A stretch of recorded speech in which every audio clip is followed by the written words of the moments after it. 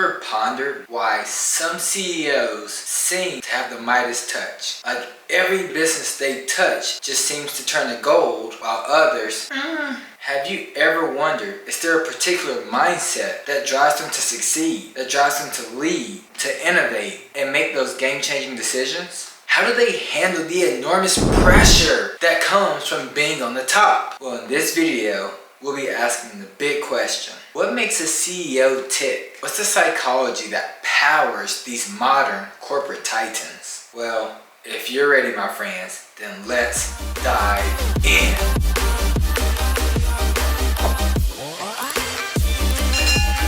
To lead others, you must understand people, how they tick, how they process information, and choose to accomplish certain tasks. What motivates them and why.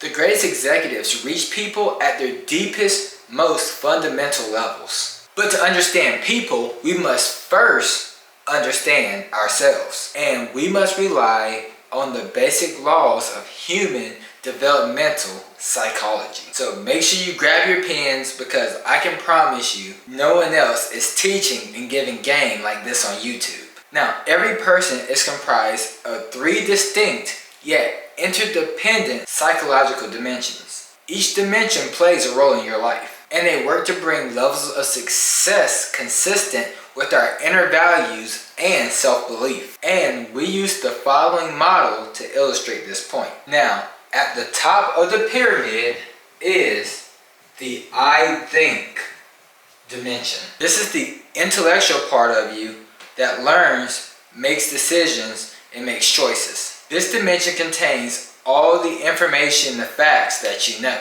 like the year Columbus sailed to America, knowing your mother's maiden name, and how to make toast. And this is repository for all the formal education that you learned going through school throughout your life. Now, this dimension operates entirely throughout the conscious sphere. It's processing information and giving voice to your inner thoughts. Now, it's highly incapable, however, of propelling you forward into taking action. Now, in the center of the pyramid is the emotional level, which we label as the I feel dimension. And it's here that your feelings and emotions reside in a semi-conscious state. Your entire inventory of possible emotions is stored here, and is ready to be called upon to initiate you into one of 3 actions: fight, flight, or freeze. A recent Harvard study has confirmed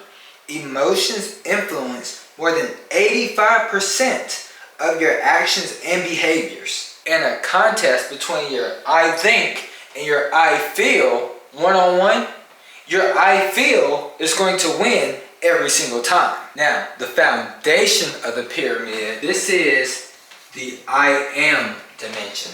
And this gives rise to your self-identity. Your values, belief, self-image, and several other powerful psychological mechanisms all reside here in an unconscious state. Everything in your life, the quality of your personal relationships, what you allow yourself to achieve, your financial success, all finds its genesis right here in the I am dimension. Now, I want to build within you the desire and ability to shape your life by focusing on causes and not effects. And the 3 dimensions of human behavior models is the means to doing just that. If you develop an understanding of what you carry inside you and the ability to leverage your positive traits while dispelling your negative ones, how much better would your life be? How much better of a CEO would you be? Your I think dimension is in constant interaction with your I am dimension. It scans the world in a radar-like fashion, perceiving people, places, and objects, recognizing risks and opportunities, processing any and all stimuli. Now, this dimension is not capable of understanding any of the stimuli, only collecting them. And because it's in constant communication with your I am dimension, it's constantly asking, what does this mean? And what does this mean? And And what does this mean? Interacting with each other and exchanging at the speed of light. And these two dimensions communicate ongoing to create an understanding of the world around you and your place therein. Now, when your I think perceives something that your I am contextualizes as a positive, then your I feel dimension releases positive emotion to produce the appropriate action. Now, conversely, negative emotions are released where the I am dimension suggests that something is a negative. The interaction between the three dimensions could easily make up a curriculum